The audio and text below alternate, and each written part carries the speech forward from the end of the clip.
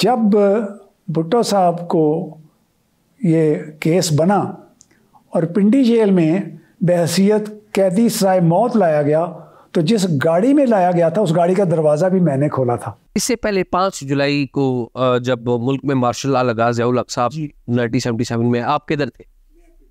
आप पिंडी में थे। पिंडी की जो कच्ची जेल है, पुरानी जेल जो थी, वहाँ पर तैनात थे। तो उस वक्त आपको कोई इतला थी कि कोई बड़े कैदी लाए जाएंगे?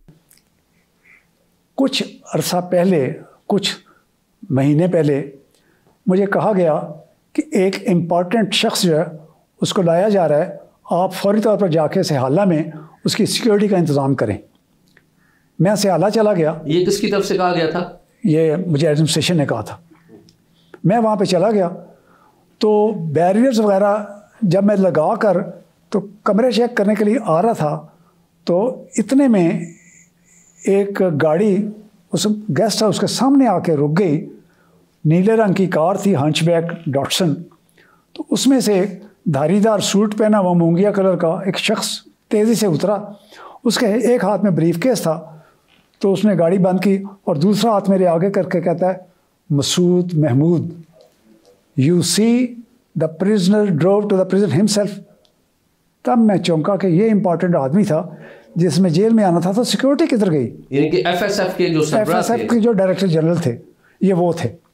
मैं बार उनको लेके, तो वो जो कमरे थे, 3-4 कमरे आगे थे, 4 कमरे पीछे थे, दरमियान में गैलरी थी। आखिरी कमरा मैंने उनके लिए मुख्तस किया हुआ था।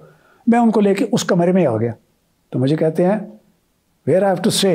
मैं कही इस कमरे में। तो can I use the lawn? मैं कहा नो सर।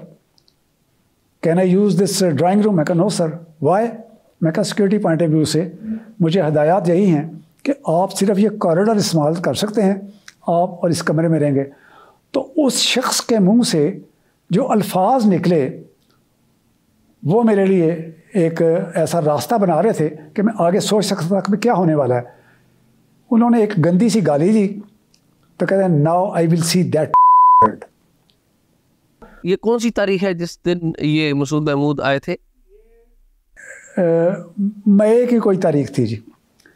फिर उसके बाद वो सुप्रिटेंडेंट जेल जो थे वो भी आ गए, साथ उनके पुलिस गार्ड भी आ गए। यानी कि 5 जुलाई को तो कू हुआ, लेकिन उससे पहले की बात ये नहीं, उसको कू हो चुका हुआ था। ये मार्शल लॉ के बाद की बात है, जब भुट्टो साहब का केस बन चुका हुआ था। जुलाई के बाद, उसके बाद फिर बनाया गया ना, इसमें महमूद को उन्होंने फिर सुल्तानी गवाह बनाया था ना। तो भुट्टो साहब कब आपके पास लाए गए पटियाला जेल में? ये जब इनका बयान हो गया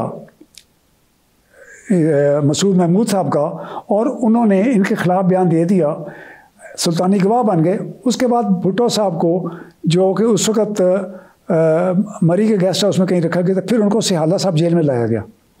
वहाँ पे फिर भुट्टो साहब 1-2 दिन रहे, और फिर उनका जो ट्रायल था उसको बाकायदा शक्ल देकर हाई कोर्ट में शिफ्ट किया गया, और फिर भुट्टो साहब को लाहौर शिफ्ट कर दिया गया था। भुट्टो साहब फिर 16 मई को वापस पिंडी जेल में आए थे बहैसियत कैदी सराय मौत, सुप्रीम कोर्ट की अपील के लिए। जब 16 मई 79 में, 16 मई 78 अच्छा 16 मई 78 को जुल्फ़िकार अली भुट्टो आते हैं पिंडी में बहैसियत कैदी सराय मौत सुप्रीम कोर्ट में अपील करने के। ठीक है। और दरवाज़ा गाड़ी का, आप जिस गाड़ी में उनको लेके आए थे, पुलिस की गाड़ी में, ये उस पर पिछले फट्टे पे बैठे हुए थे।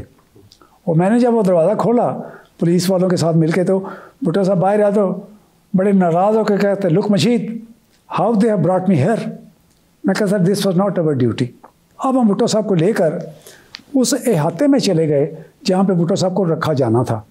ये 6 कमरों पर मुश्तमिल एक छोटी सी बैरक थी, जिसके 3 कमरे एक तरफ, 3 कमरे एक तरफ, और दरमियान में कॉरिडोर थी जिसको लोहे के दरवाजे से बंद किया जाता था, और बाहर जो था अहाता था उसका भी दरवाज़ा था जिसको बाहर से भी अंदर से भी बंद किया जाता था। अब जब हम भुट्टो साहब को लेकर अंदर आए तो बाहर हमने उनके लिए चाय का इंतज़ाम किया हुआ था कि इतने में हम उनका सामान रख लें। तो चाय जो थी उनको पी, तो चौधरी यार मोहम्मद जो थे सुप्रिटेंडेंट जेल, उन्होंने उनसे कहा कि साहब हम बैठते हैं, चाय पीना पसंद करें? कि हाँ मैं चाय पीऊँगा। चाय आ गई तो भुट्टो साहब, चौधरी मोहम्मद साहब ये चाय पीते रहे, मैं भी उनके साथ ही खड़ा था। तो चौधरी यार मोहम्मद ने भुट्टो साहब से कहा कि भुट्टो साहब ये जो आप पर कत्ल का केस बनाया गया है इसकी हकीकत क्या है? कहते सब झूठ है, मैंने किसी को कोई हुक्म नहीं दिया था कत्ल करने का, ये तो अमेरिका की और रशिया की साजिश है। मैं एक मुस्लिम वर्ल्ड का थर्ड ब्लॉक बनाना चाहता था और ये उसके मुखालिफ थे और ये सारी साजिश उन्होंने की है, मैं किसी किस्म के कत्ल में मुलव्वस नहीं हूँ। तो जो यारवा मुझसे कहने लगे कि साहब बात ये है कि कत्ल की जो दफ़ा है ना 302 ये बड़ी सख्त होती है और हमारे बड़े बुज़ुर्ग कहते हैं कि 302 अगर किसी कागज़ पे लिख के उसको दरख्त पे टाँक दिया जाए तो हरा भरा दख्त जो है ना वो भी सूख जाता है। तो आप खुदा से रजू करें, अल्लाह ताला आपकी मदद करे। तो चुप कर गए, कहते ठीक है देखेंगे। बहरहाल इस गुफ्तगू के बाद भुट्टो साहब को जब हम उनके कमरे में ले गए तो एक कमरे में उनकी बेड था, उस वक्त हॉस्पिटल बेड दिया हुआ था उनको।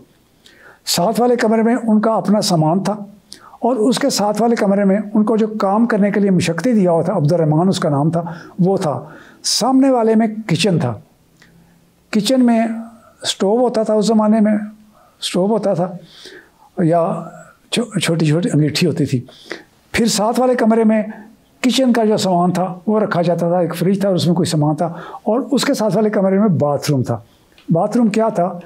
एक सादा सा कमोड लकड़ी का बना हुआ जिसमें वो सिल्वर का पैन होता है, एक सरकारी पानी वाली टूटी और एक हाथ से गिरने वाला नलका, बिल्कुल फर्श भी बिल्कुल आम सा सादा सा था। तो भुट्टो साहब कहने लगे कि ये जो बेड है ये मुझे तकलीफ़ देगा, ये बेड मुझे बदला दें। तो हमने कहा जी कोर्ट इजाज़त देगी तो वो हम बदला देंगे, फ़िलहाल तो आपको ये इस्तेमाल करना पड़ेगा। तो फिर कुछ अर्सा फिर वो वही बेड इस्तेमाल करते रहे।